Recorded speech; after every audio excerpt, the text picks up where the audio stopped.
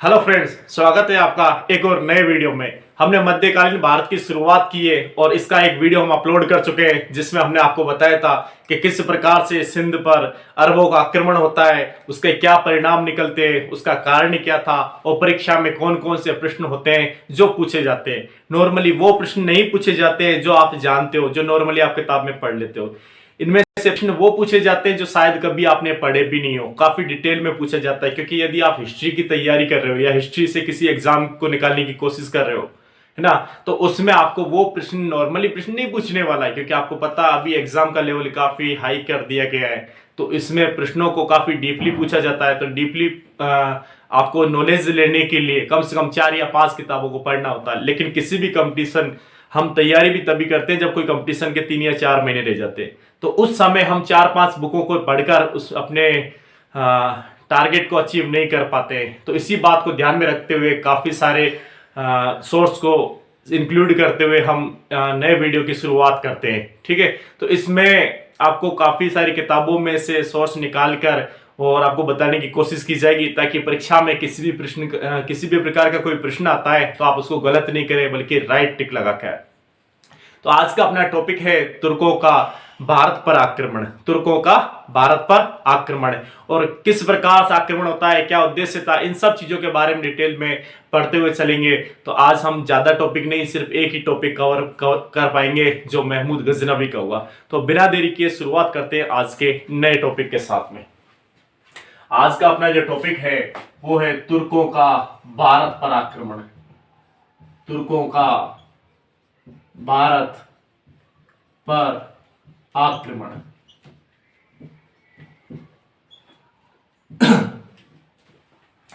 आप पूरा वीडियो देखिए और उसके बाद में आपको खुद को अपनी तैयारी का लेवल पता चलेगा कि किस प्रकार से कुछ चीजें आपको अभी भी सीखना बाकी है।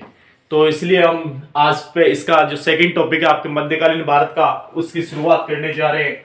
और इसमें हमारा जो मेन टॉपिक होगा वो होगा महमूद गजनवी। अपना जो मेन टॉपिक होगा वो क्या होगा? महमूद गजनवी। देखिए, तुर्कों का भारत पर आक्रमण। आपको नॉलेज इसके बारे में पहले से भी होगी कि भारत पर जो तुर्कों के आक्रमण हुए उनके कुल 2 चरण हुए थे। 2 चरणों में, यानी 2 अलग अलग राजाओं ने, अलग अलग शासकों ने या अलग अलग सम्राट कह सकते हैं, उन्होंने भारत पर आक्रमण किया था। और इस आक्रमण का उद्देश्य दोनों का अलग अलग था। ठीक है, तो हमारे टॉपिक में महमूद गजनवी है। महमूद गजनवी ने भारत पर क्यों आक्रमण किया और इसने कितने आक्रमण किए, तो इन सब चीजों के बारे में पढ़ने वाले हैं। देखिए, जो तुर्क लोग थे इनकी प्रारंभिक स्थिति के बारे में देख लेते हैं। हम 0 से स्टार्ट करेंगे। ठीक है, तो तुर्क लोगों की जो प्रारंभिक स्थिति है ना, वो क्या थी? तुर्क लोगों की प्रारंभिक स्थिति, तो जो तुर्की लोग थे ये शुरुआत में क्या थे? नौकरों की तरह रहते थे। किस तरह से? नौकर की तरह, दरबारियों की तरह रहा करते थे। नॉर्मल दरबारी है, ठीक है, या फिर किराए के सैनिकों की तरह काम में लिए जाते थे। ठीक है, किराए के सैनिक, यानी कि इनका खुद का कोई अस्तित्व नहीं हुआ करता था।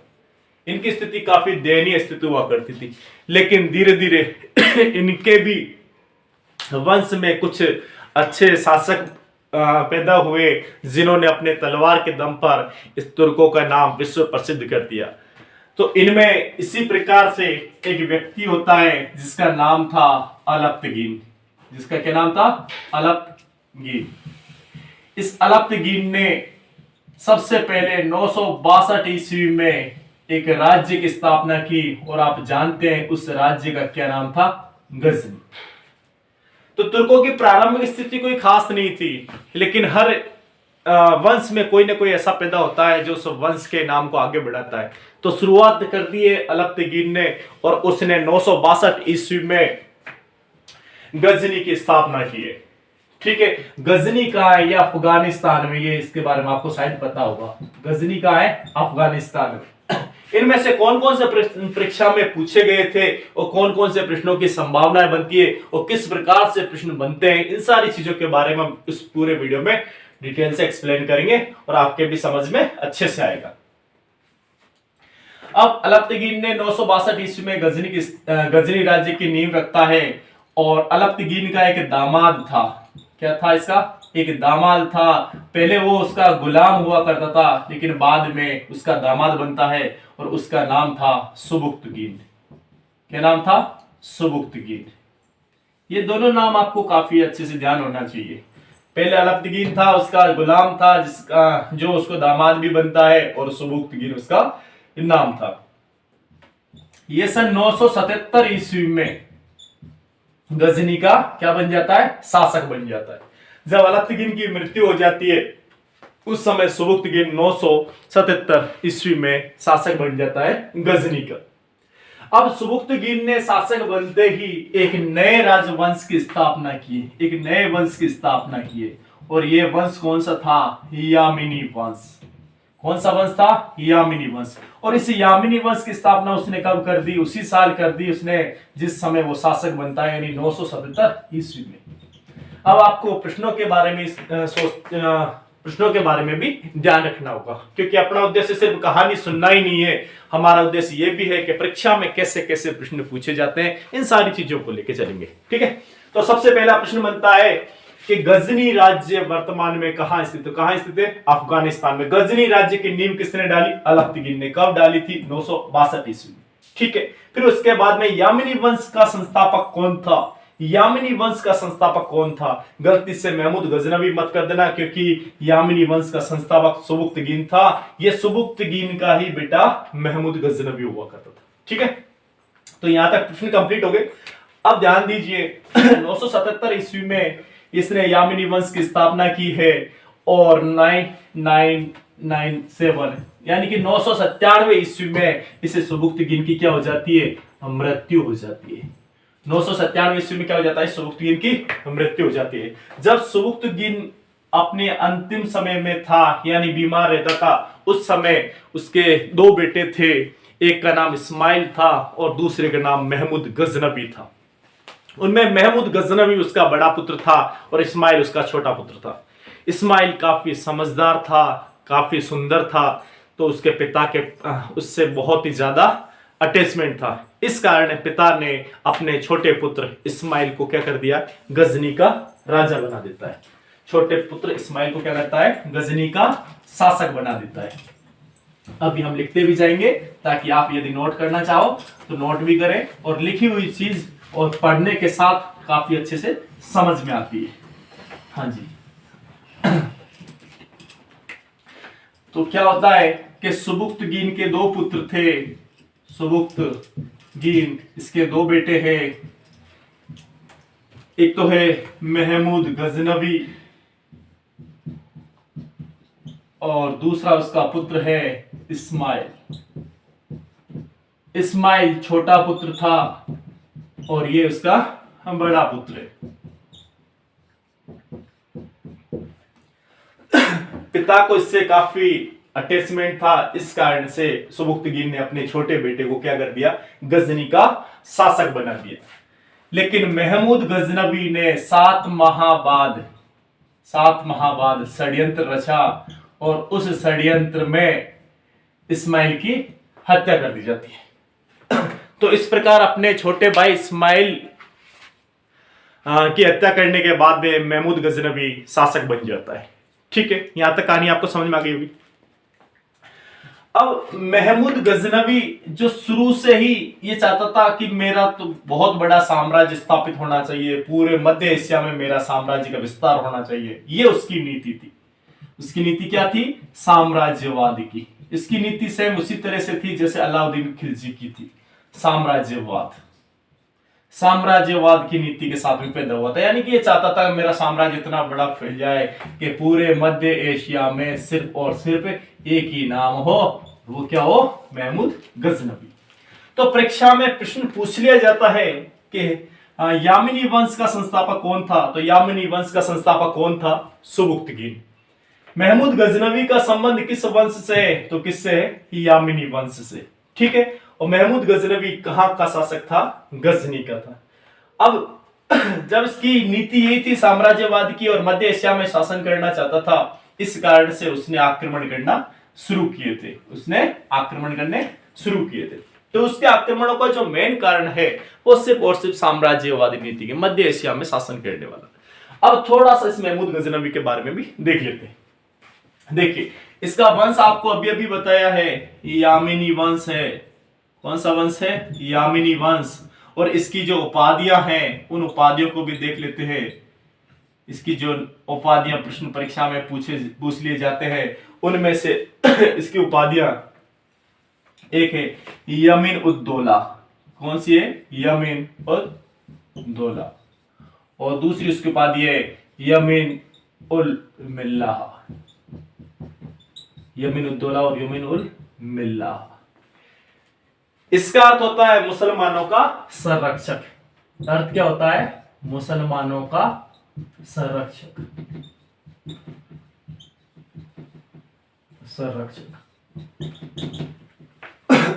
आपको शायद याद हो, हिस्ट्री लेक्चरर यानी प्राध्यापक परीक्षा में प्रश्न पूछा हुआ है कि यमीन उल मिल्लाह निम्न में से किस शासक की उपाधि थी? ऐसा प्रश्न परीक्षा में शायद आपने कभी देखा होगा।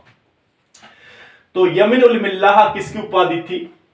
हाँ, महमूद गजनवी की थी। तो आपको इन उपाधियों को विशेषकर ध्यान रखना है कि किस उपाधि का क्या मतलब होता है और कौन सी उपाधि किस शासक ने ली थी। इसके अलावा इसकी जो और उपाधियां थी उनमें थी बुत सिकन। क्या थी? बुत सिकन।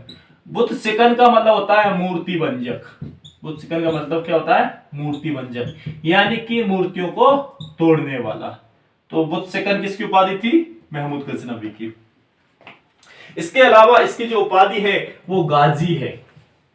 गाजी, आपने सुना होगा, गाजी की उपाधि लेने वाले भी अपने मध्यकालीन भारत के इतिहास में काफी लोग मिलेंगे। ठीक है, तो उनमें जो सबसे पहला व्यक्ति था गाजी की उपाधि लेने वाला, वो कौन था? महमूद गजनवी। गाजी का अर्थ होता है विधर्मियों का नाश करने वाला। क्या? विधर्मियों का नाश करने वाला। विधर्मियों का नाश करने वाला। इसके अलावा इसको सुल्तान ए आजम भी कहा जाता है। क्या कहा जाता है? सुल्तान ए आजम। और सुल्तान ए आजम का मतलब होता है दुनिया का पहला सुल्तान।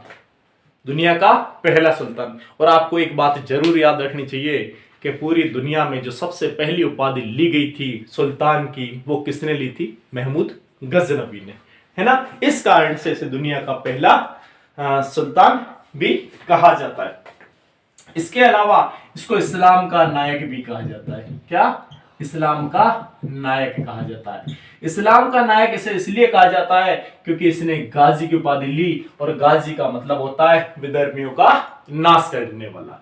तो ये इसकी कुछ इंपॉर्टेंट उपाधियां हैं जिनको आपको ध्यान में रहना चाहिए। इनमें से पहली है यमीन उद्दौला, यमीन उल मिल्लाह, बुत सिकन, गाजी, इस्लाम का नायक, सुल्तान ए आजम। ठीक है, ये इसकी काफी इंपॉर्टेंट जो उपाधियां हैं, परीक्षा में इससे संबंध में प्रश्न पूछ लिया जाता है। इतना देखने के बाद में अब हम इसके आक्रमण में से कौन कौन से आक्रमण इसके इंपॉर्टेंट थे और कौन कौन से आक्रमण कब कब हुए, इन चीजों के बारे में डिटेल से पढ़ने वाले हैं। और उन प्रश्नों को जरूर टच करेंगे जो परीक्षा में पूछे जाते हैं या पहले पूछे भी गए। ठीक है, हाँ जी।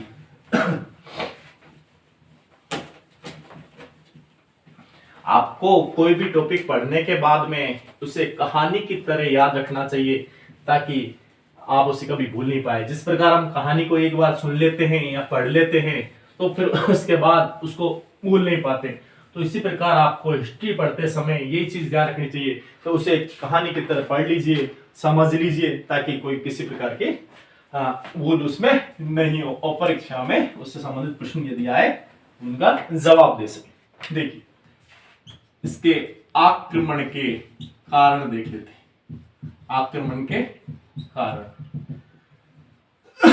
इसका मेन इंपॉर्टेंट जो आक्रमण का कारण था ना, वो क्या था?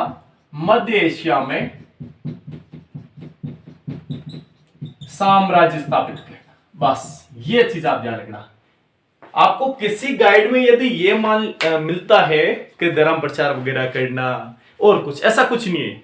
रियल में इसका एक लक्ष्य था मध्य एशिया में साम्राज्य स्थापित करना, और उसके लिए इसे धन की आवश्यकता होती है। उसके लिए इसे धन की आवश्यकता होती है, पैसों की आवश्यकता होती है।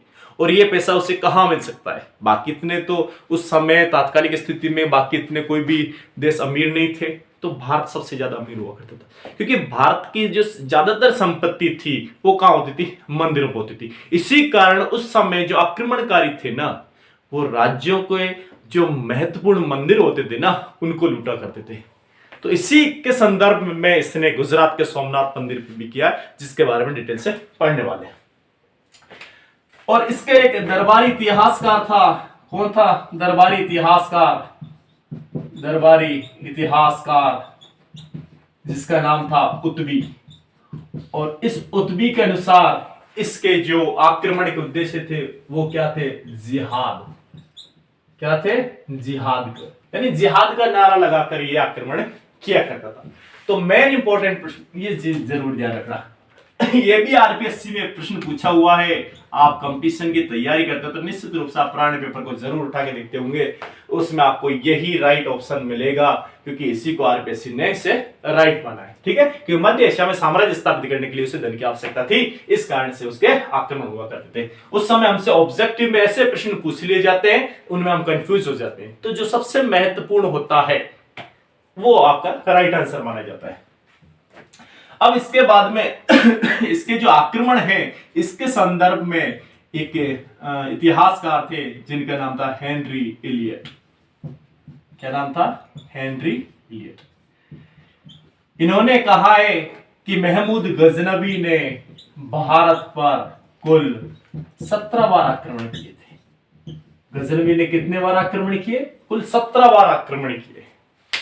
अब परीक्षा में प्रश्न कैसे ऐसा नहीं पूछा जाता है कि सर हेनरी इलियट के अनुसार महमूद गजनवी ने भारत पर कितने आक्रमण किए थे, 10, 15, 20, 17, ऐसा नहीं पूछा जाता है।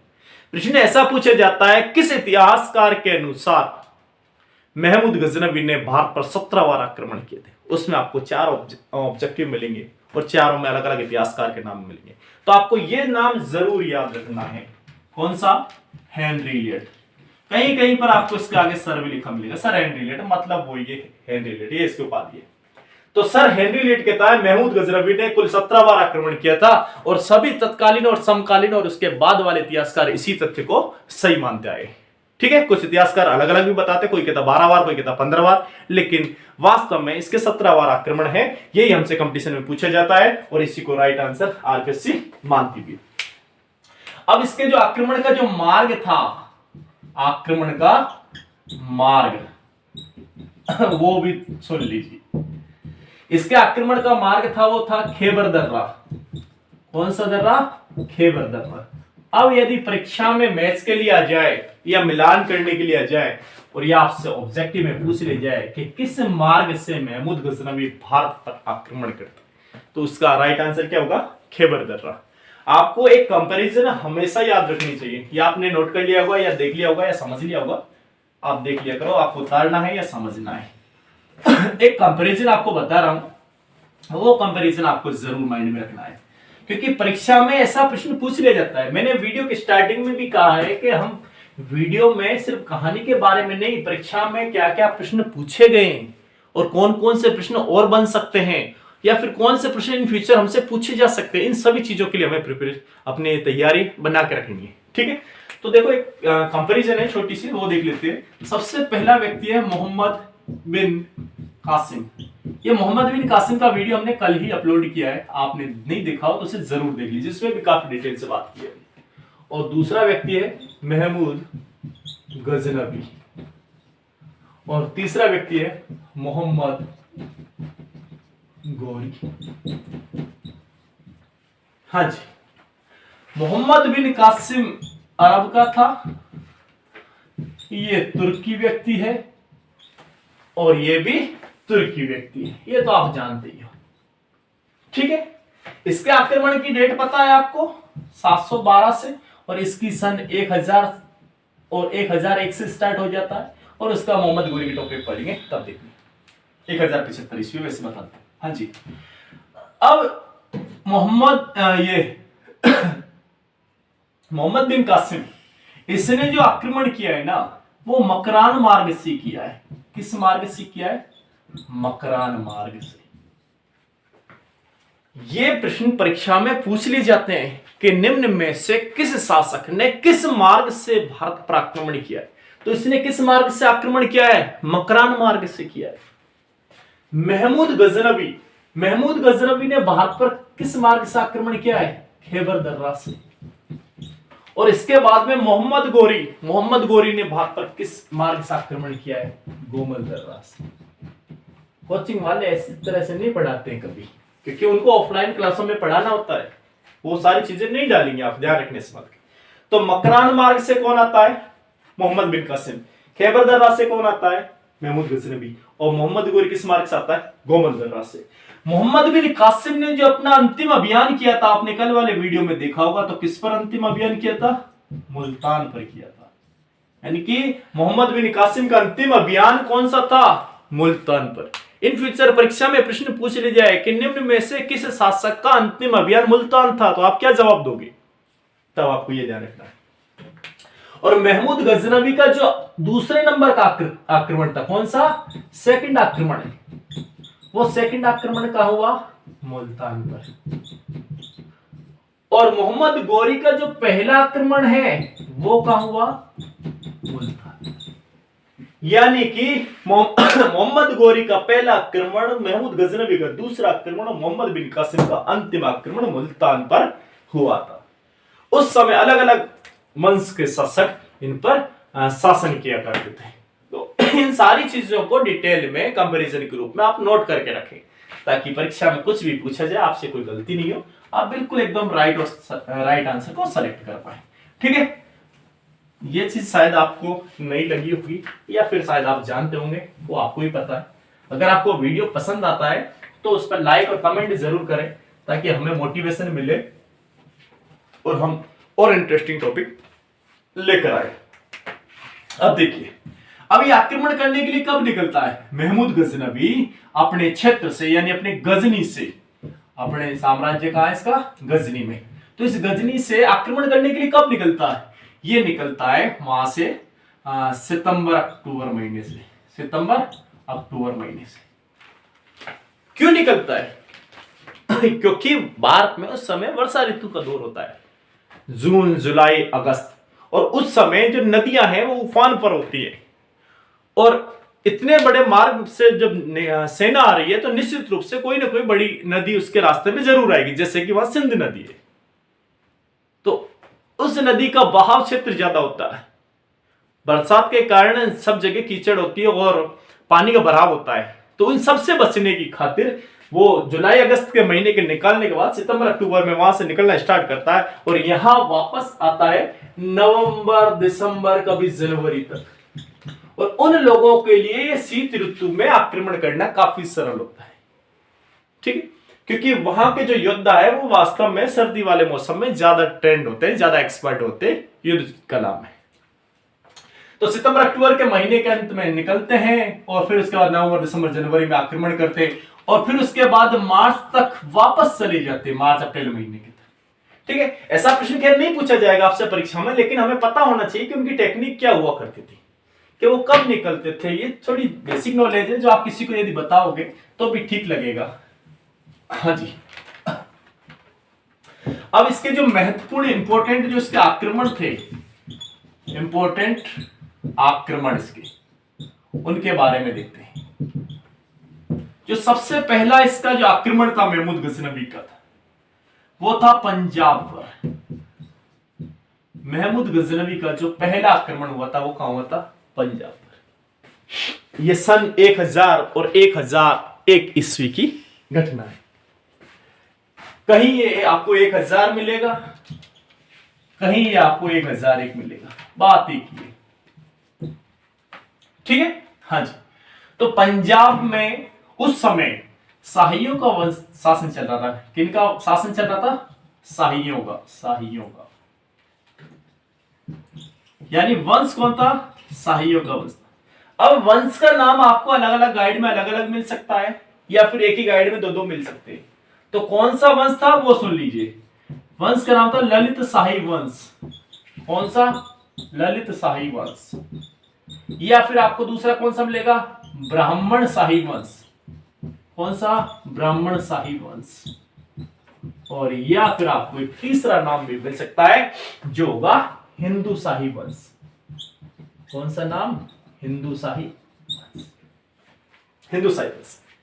आपको बस इतना ध्यान रखना है, यदि ललित शाही है या ब्राह्मण शाही है, हिंदू शाही है, ऑप्शन में तीनों में से कोई एक ही मिलेगा। तो पंजाब पर इसी वंश का शासन चल रहा था। और ध्यान रखना ये जो आक्रमण है काफी इंपॉर्टेंट है, मैंने इंपॉर्टेंट वालों को ही बताने वाला, क्योंकि इसमें से परीक्षा में प्रश्न पूछे हुए हैं। आप पुराने पेपर को जरूर देखा कीजिए ताकि आपको आइडिया रहे किस टॉपिक में से किस प्रकार के प्रश्न पूछे जाते हैं और आपको किस टॉपिक को डिटेल में भी पढ़ना होता है। ये चीज आपको काफी हेल्प करेगी। हाँ जी, तो पंजाब में शाहियों पर आक्रमण हुआ था ललित शाही वंश का।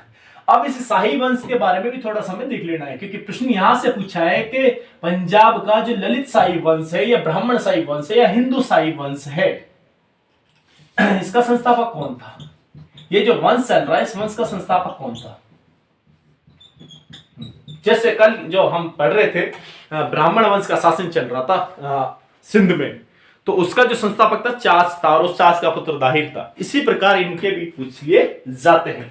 और ये तो परीक्षा में पूछा हुआ प्रश्न है, कल्लार नामक ब्राह्मण था। कौन था। कल्लार नामक ब्राह्मण था ये, यानी उस ब्राह्मण का नाम क्या था, कल्लार। ये प्रश्न डायरेक्ट परीक्षा में पूछा है। क्या पूछा है, पंजाब में ब्राह्मण शाही वंश का संस्थापक कौन था, कल्लार था। ठीक है, अब राजधानी भी पूछी हुई है, इसीलिए कहा है ये इंपॉर्टेंट के बारे में जिक्र करेंगे। राजधानी भी पूछी है, और राजधानी कौन सी थी, इनकी जो राजधानी थी वो काबुल थी। कौन सी राजधानी थी, काबुल। पहले की राजधानी काबुल थी, बाद में उस समय जब महमूद गजनवी ने आक्रमण किया उस समय काबुल राजधानी नहीं थी। और पंजाब का जो शाही लोग जो थे, इनका जो क्षेत्र था ना वो कौन सा था, पंजाब और काबुल का क्षेत्र था। कौन कौन सा क्षेत्र था इसमें जब आक्रमण हुआ तो इन पर पंजाब का पंजाब प्लस काबुल, इन पर शासन चला करता था। लेकिन 870 ईस्वी की घटना है। 870 ईस्वी में यहाँ पर सफरुद्दीन याकूब नाम के एक व्यक्ति ने आक्रमण किया और इनको हरा दिया था शाहियों को। तब इस कारण से काबुल को छोड़कर इन्होंने एक नई राजधानी की स्थापना की, और वो नई राजधानी क्या थी, वेहिंद। कौन सी नई राजधानी, वेहिंद या उदभांडपुर। वेहिंद या उदभांडपुर, ये इंपॉर्टेंट है क्योंकि ये भी परीक्षा में प्रश्न पूछा हुआ है। पंजाब के शाहियों की महमूद गजनवी के आक्रमण के समय पंजाब के शाहियों की राजधानी कौन सी थी, तो कौन सी है, वेहिंद उदभांडपुर। आरपीएससी के पिछले साल के पेपर उठा के आप देख लेना, उसमें आपको ये मिल जाएगा। तो इनमें से कौन कौन से प्रश्न बन रहे हैं, इन सारी चीजों को आपको जरूर नोट करके रखना है ताकि आपसे कोई मिस्टेक नहीं हो। और यदि आप इस टॉपिक में इसको पंजाब के शाहियों को अगर इग्नोर कर रहे हो तो आप इग्नोर नहीं करें और इसको डिटेल से लेकर चले। तो इतनी चीज हो गई इसकी। शाही वंश का शासन चल रहा था, वंश का नाम था ललित शाही, ब्राह्मण शाही, हिंदू शाही। संस्थापक था कल्लार नाम का ब्राह्मण था। राजधानी काबुल थी, जो 1870 ईस्वी में सफरुद्दीन याकूब ने इस पर आक्रमण करने के कारण उसको छुड़ा दिया था। ये चीज छोड़ देना बस आप, ठीक है, ये कि सफरुद्दीन याकूब के कारण छोड़ना पड़ा, ऐसा कुछ नहीं पूछा जाता है। प्राचीन राजधानी पूछ ली जाएगी, नई या वर्तमान राजधानी उनकी क्या थी वो आपसे पूछ ली जाएगा। ठीक है, अब यहाँ का शासक कौन था इस समय, तत्कालीन जब महमूद गजनवी ने आक्रमण किया है तो उस समय यहाँ का शासक कौन था, तो उस समय यहाँ का जो शासक था ना वो था जयपाल। कौन था पंजाब का शासक, कौन था, जयपाल। ठीक, अब महमूद गजनवी ने जब जयपाल पर आक्रमण किया तो जयपाल हार जाता है और फिर जयपाल क्या कर लेता है, आत्मदाह कर लेता है। जयपाल क्या कर लेता है, आत्मदाह कर लेता है। अब आप सोच रहे हैं कि एक ही आक्रमण से शासक ने या राजा ने आत्मदाह क्यों कर लिया, तो इसका सीधा सा रीजन है क्योंकि जब जब जयपाल और महमूद गजनवी के पिता का आमना सामना हुआ है, जयपाल हर बार हारता है और इसी गलानी में उसने आत्मदाह कर लिया कि पहले इसके पिता से हारा करता था मैं और अब मैं इसके पुत्र से हारने लगा हूं, अब मेरे साम्राज्य को कभी बढ़ने नहीं देंगे। तो इस वजह से आत्मग्लानी में आत्महत्या कर लेता है या आत्मदाह कर लेता है। ठीक है, हाँ जी, तो ये इसके बारे में आक्रमण था। इसके आक्रमण की पहली जानकारी थी। इसने आसानी से सन 1000 और 1001 ईस्वी में पंजाब पर अपना अधिकार जमा लिया था। इसके बाद में इसने नया शासक बनाया था यहां पर इस पंजाब क्षेत्र में, और उसका नाम था आनंदपाल। किसको बना दिया इसका नया शासक? आनंदपाल को। यह आपने चीज नोट कर ली होगी। नया शासक अब किसे बना दिया जाता है? आनंदपाल को। और आनंदपाल ने शासक बनने के बाद वो अपनी राजधानी चेंज कर ली भाई। कौन सी राजधानी बना ली? नंदन बना ली।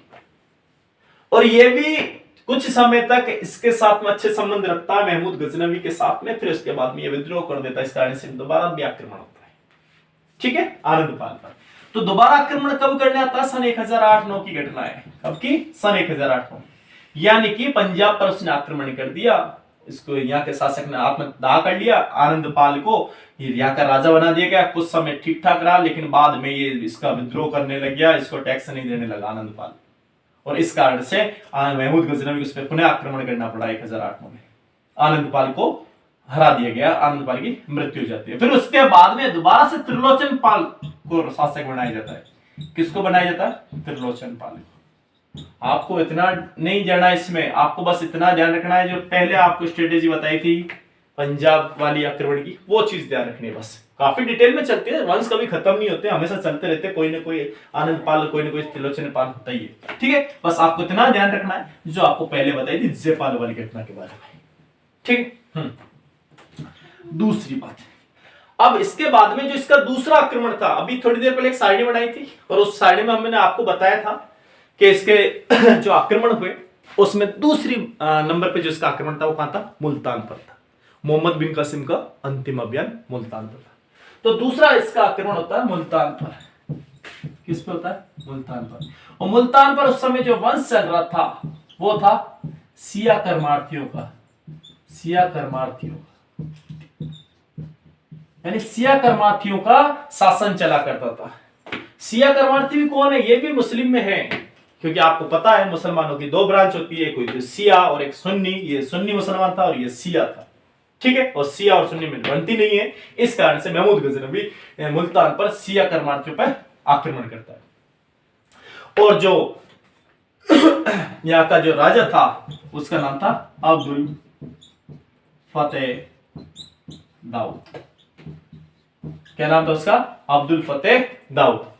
उसको हरा देता है और हराने के बाद में यहाँ पर एक नया राजा बना देता है। क्या कर देता है? यहाँ का एक नया शासक बना देता है। और यदि कोई शासक या आक्रमणकारी उस क्षेत्र में दूसरा शासक बनाता है तो वह ऐसे व्यक्ति को बनाता है जो उसको टैक्स देता है। तो यहाँ वो किसको शासक बनाता है? यह बनाता है जयपाल के नाती को। जयपाल का नाती। जयपाल कौन सा? वही जयपाल जिसने आत्मदाह कर लिया महमूद गजनवी के कारण सन 1001 ईस्वी, ठीक है। जयपाल के नाती। लेकिन इस जयपाल के नाती ने क्या कर लिया? इस्लाम धर्म ग्रहण कर लिया। और इस्लाम धर्म ग्रहण करने के बाद में इसका नाम क्या रख दिया? नौसा शाह। क्या नाम रखा गया इसको? नौसा शाह।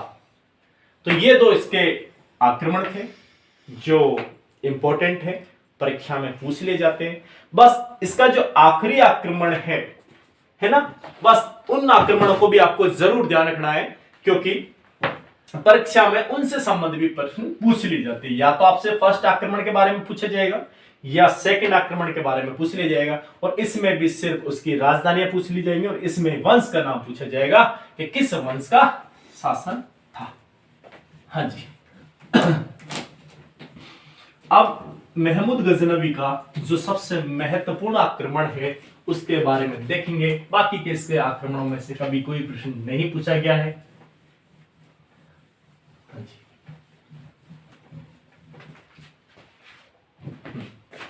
तो सन 1025 का सोमनाथ मंदिर पर आक्रमण। कौन सा? सोमनाथ मंदिर। हाँ जी। तो गुजरात में सोमनाथ मंदिर स्थित है। बस प्रश्न आपसे क्या नॉर्मली पूछा जाएगा, महमूद गजनवी ने सोमनाथ मंदिर पर आक्रमण कब किया था? सन 1025 में। इसमें ज्यादा डिटेल में नहीं जाएगा। और उस समय वहां पर किस वंश का शासन चल रहा था? ये इंपॉर्टेंट चीज है। कौन सी? किस वंश का शासन चल रहा था? तो किस वंश का चल रहा था? चालुक्य वंश। कहीं कहीं आपको सोलंकी वंश भी मिलेगा भाई। और जो सोलंकी वंश है, चालुक्य वंश है, ये एक ही वंश है, दोनों के उपनाम है। ठीक है। यहाँ का शासक कौन था? यहाँ का शासक कौन था? तो यहाँ का जो शासक है वो कौन है? भीम प्रथम। परीक्षा में जब इसमें ऑब्जेक्टिव में आपसे प्रश्न पूछा जाएगा कि गुजरात में महमूद गजनवी के आक्रमण के समय वहां का तत्कालीन शासक कौन था, तो ऑप्शन में आपको भीम प्रथम और भीम द्वितीय दोनों मिलेंगे। लेकिन आपको कंफ्यूज नहीं होना है, भीम प्रथम मूलराज प्रथम ये व्यक्ति था चालुक्य सोलंकी वंश वाला। ठीक है, 1025 में आक्रमण होता है, क्योंकि जब मोहम्मद गौरी आक्रमण करता है उस समय भी भीम था, लेकिन वो भीम कौन सा था? भीम द्वितीय था। ठीक है, तो पहले आक्रमण के समय पहला व्यक्ति यानी भीम प्रथम है। हाँ जी, तो भीम प्रथम उस समय हार जाता है, भाग जाता है और यहाँ के गुजरात के सोमनाथ मंदिर को क्या करता है? वो लूट लेता है। और लूटने के बाद कहा जाता है कि उसने यहां से इतनी ज्यादा मात्रा में धन संपदा को लूटा कि उसके कोई 400, 500, हजारों की संख्या में ऊंट गाड़ियां, बैलगाड़ियां, गधे, घोड़े पर वो सामान और माल भर के लाद कर लेकर गया। हमारे तत्कालीन समय में या फिर प्राचीन भारत की स्थिति के दौरान से आप जानते हो कि जो संपत्ति का जो केंद्र होता था वो क्या होता था? ये मंदिर हुआ करते थे।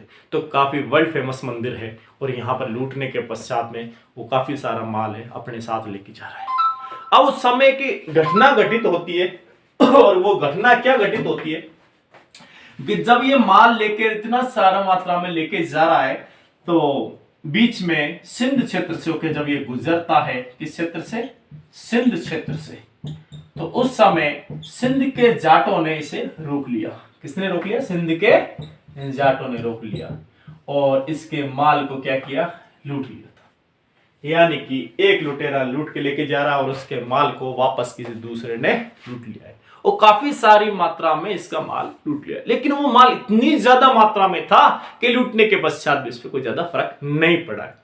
उसने इतना धन लूट लिया कि अब वो आसानी से अपने मध्य एशिया में शासन का, साम्राज्य का विस्तार कर सकता है। जितने उसे इतने आक्रमणों से कोई फायदा नहीं मिला है, सिर्फ लास्ट के उसके 1025 के सोमनाथ मंदिर वाले आक्रमण से उसे इतना फायदा हुआ कि वो आराम से अपने साम्राज्यवाद का विकास, विस्तार कर सकता है। लेकिन उसके कुछ माल को किसने लूट लिया? सिंध के जाटों ने। और इन्हीं सिंध के जाटों को दंड देने के लिए, इन्हीं सिंध के जाटों को दंड देने के लिए वो पुनः लौट कर आता है। और कब आता है? सन 1027 ईस्वी में। कब आता है? सन 1027 ईस्वी में। तो महमूद गजनवी का जो अंतिम अभियान था, जो अंतिम आक्रमण था, वो कब होता है? सन 1027 में। और किसके विरुद्ध होता है? सिंध के जाटों के विरुद्ध। प्रश्न परीक्षा में पूछा हुआ है, ध्यान दीजिए। महमूद, निम्न में से कौन सा अभियान महमूद गजनवी का अंतिम अभियान था? तो उसमें आपको पंजाब का शाही मिलेगा, ठीक है, मुल्तान वाला मिलेगा और इसके अलावा आपको सिंध के जाटों वाला मिलेगा, सिंध का अभियान, और आपको सोमनाथ मंदिर का भी मिलेगा। तो आपको ये नहीं सोच लेना है कि उसका 17वां अभियान जो था वो सोमनाथ मंदिर का था। नहीं, सोमनाथ मंदिर पे जो उसका आक्रमण हुआ था वो 17 से जस्ट पहले यानी 16वां आक्रमण था। और अंतिम अभियान उसका कौन सा था? सिंध पर अभियान, जो 1027 ईस्वी में होता है। इस समय वो यहां आने के बाद में काफी कत्लेआम मचाता है और फिर यहां पर सिंध के जाटों को दंड देकर वापस चला जाता है और उनको मजबूर कर देता है उसकी अधीनता स्वीकार करने के लिए। ठीक है, तो इसके पश्चात वो सन 1030 में वहां पहुंच जाता, 1027 के बाद चला जाता है और फिर उसके बाद उसने कभी कोई अभियान नहीं किया क्योंकि उसने बहुत ज्यादा मात्रा में धन को इकट्ठा कर लिया है। और लास्ट में 1030 ईस्वी में उसकी क्या हो जाती है? मृत्यु हो जाती है। कब हो जाती है? 1030 ईस्वी में। अगर वो कुछ साल और जीता तो काफी बड़ा एक साम्राज्य स्थापित कर देता, लेकिन मलेरिया होने के कारण उसकी मृत्यु हो जाती। तो इस प्रकार उसका जो टाइम पीरियड था वो खत्म होता है सन 1000 या 1001 से उसकी शुरुआत होती है और 1030 तक उसने काफी सारे आक्रमण किए और उन आक्रमणों में से ज्यादातर क्या लगभग सभी आक्रमण भारत के खिलाफ किए थे। मध्य एशिया में सपना देखकर आया था कि मध्य एशिया में साम्राज्य का विस्तार करूं। और इससे संबंधित जो जो प्रश्न इस परीक्षा में आपसे पूछे जाते हैं उन सब चीजों के बारे में हमने डिटेल में चर्चा कर ली है। अब सोमनाथ मंदिर के बारे में भी थोड़ा जिक्र कर लेते हैं। सोमनाथ मंदिर गुजरात में स्थित है और इस सोमनाथ मंदिर पर आक्रमण करने के पश्चात जब महमूद गजनवी वापस चला जाता है तो भीम प्रथम इसका पुनर्निर्माण करवाता है। भीम प्रथम इसका पुनर्निर्माण करवाता है और इस सोमनाथ मंदिर पर काफी बार आक्रमण हुए और हर बार इसमें से धन को लूटकर ले जाया गया है। बार बार अलग अलग शासकों ने इसका क्या करवाया, पुनर्निर्माण करवाया, पुनरुद्धार कराया, जीर्णोद्धार करवाया, जिनमें अहिल्याबाई होलकर ने भी इसका जीर्णोद्धार करवाया था। किसने करवाया? अहिल्याबाई होलकर ने भी कराया है। अहिल्याबाई होलकर ने भी कराया। और इसके अलावा सन 1950 में गुजरात के सरदार वल्लभ भाई पटेल, जो उस समय तत्कालीन होम मिनिस्टर या गृह मंत्री हुआ करते थे, उन्होंने भी एक संकल्प लिया कि मैं इसका पुनर्निर्माण करवाऊंगा और उन्होंने इसकी शुरुआत भी की थी। हाँ जी।